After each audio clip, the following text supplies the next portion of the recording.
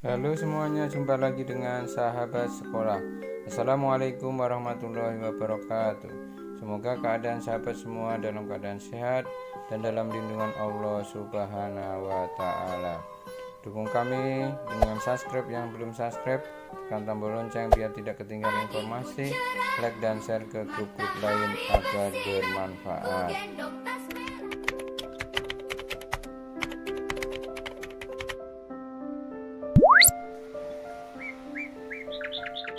Makna kedaulatan rakyat, yaitu kedaulatan rakyat memiliki makna satu, kedaulatan tertinggi berada di tangan rakyat. Kekuasaan pemerintahan atau penguasa berasal dari rakyat. Oleh sebab itu, pemerintah atau penguasa bertanggung jawab kepada rakyat dan bekerja untuk kesejahteraan rakyat.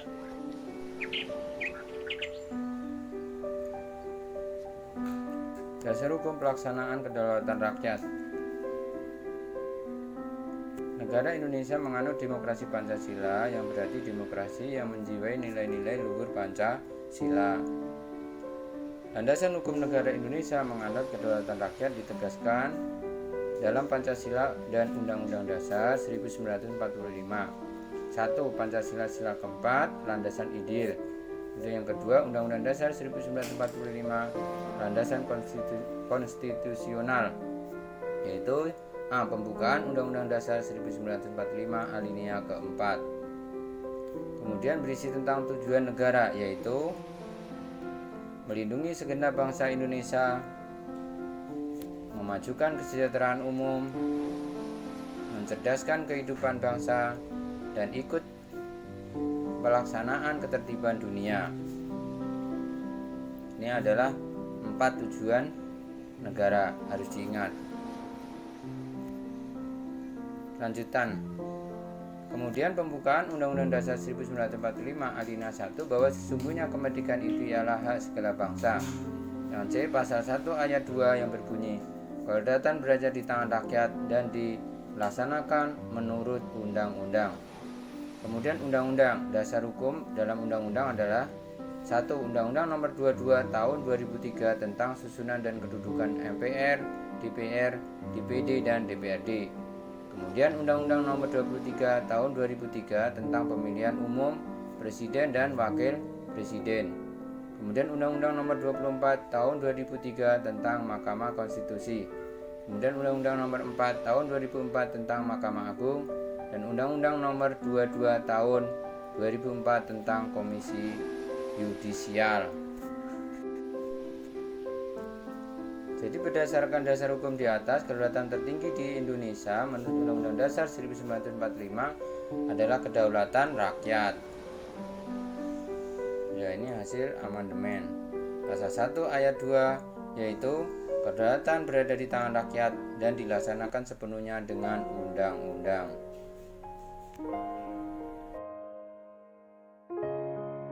Melanjutkan prinsip-prinsip kedaulatan negara Republik Indonesia adalah sebagai berikut. 1. Negara Indonesia adalah negara kesatuan yang berbentuk republik. 2. Kedaulatan berada di tangan rakyat dan dilaksanakan menurut Undang-Undang Dasar. Yang nomor 2. Kemudian kita lanjutkan nomor 3. Negara Indonesia adalah negara hukum. 4. Presiden tidak dapat membekukan dan atau membubarkan Dewan Perwakilan Rakyat. Kemudian 4. Dan 5. Menteri-menteri diangkat dan diberhentikan oleh Presiden. 6. MPR hanya dapat memberhentikan Presiden dan atau Wakil Presiden dalam masa jabatannya menurut Undang-Undang Dasar. Sekarang asas atau prinsip-prinsip utama demokrasi Pancasila, yaitu pengambilan keputusan melalui musyawarah mufakat.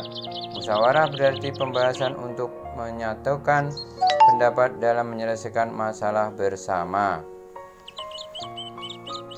Kemudian mufakat adalah sesuatu yang telah disetujui sebagai keputusan berdasarkan kebulatan pendapat. Jadi musyawarah mufakat berarti pengambilan suatu keputusan berdasarkan kehendak orang banyak atau rakyat. Kita lanjutkan perbandingan demokrasi Pancasila dengan demokrasi liberal dan demokrasi sosialis. Demokrasi Pancasila 1. Mengutamakan kepentingan bangsa dan negara di atas kepentingan pribadi atau golongan dan mengakui hak milik perseorangan. Sedangkan liberal mengutamakan kepentingan pribadi dengan mendukung kepentingan sepenuhnya usaha pribadi. Kemudian sosialis mengutamakan kepentingan bersama dengan mengabaikan kepentingan pribadi. 2. Demokrasi Pancasila, keputusan diambil dengan musyawarah mufakat, sedangkan demokrasi liberal, keputusan diambil dengan cara suara terbanyak, sedangkan demokrasi sosialis, keputusan diambil berdasarkan kehendak mayoritas.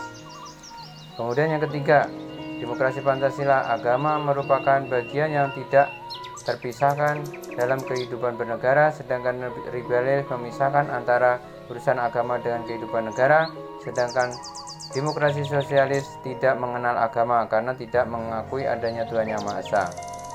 4. Demokrasi Pancasila, tidak dikenalnya diktator mayoritas dan tirani minoritas, sedangkan demokrasi liberal, keputusan ditentukan oleh kesepakatan individu sebagai warga negara, sedangkan demokrasi sosialis, suara mayoritas kelompok besar masyarakat yang menentukan segalanya. Nah, ini contoh pemilu.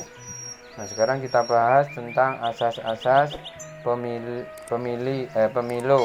sesuai dengan Undang-Undang Nomor 7 Tahun 2017 tentang pemilihan umum. Ya, asas-asasnya 1. Langsung, bahwa rakyat sebagai pemilih memiliki hak untuk memberikan suaranya secara langsung sesuai dengan kehendak hati nuraninya tanpa perantara. Itu yang pertama. Ya, kemudian kita lanjutkan yang kedua. Asas kedua adalah umum. Umum artinya bahwa semua warga negara yang telah memenuhi syarat sesuai dengan peraturan perundang-undangan berhak mengikuti pemilu atau pemilihan umum. Hak ini diberikan tanpa melihat jenis kelamin, suku, agama, ras, pekerjaan, dan lain sebagainya. Itu yang asas yang nomor 2. Sekarang asas yang ketiga adalah bebas. Bebas artinya bahwa semua warga negara yang telah memiliki hak dan dalam pemilu memiliki kebebasan untuk menentukan pilihannya tanpa tekanan dan paksaan dari siapapun. Kemudian asas yang keempat adalah rahasia. Asas rahasia bahwa dalam pemilih yang melaksanakan haknya dijamin pilihannya tidak akan diketahui oleh siapapun dengan jalan apapun. Ini asas yang keempat. Kemudian asas yang kelima adalah jujur. Jujur artinya bahwa penyelenggaraan pemilu, aparat pemerintah, peserta pemilu, pengawas pemilu, pemantau pemilu, pemilih, serta semua pihak yang terkait harus bersikap dan bertindak jujur sesuai dengan peraturan perundang-undangan. Ini asas yang kelima. Kemudian asas yang keenam adalah adil.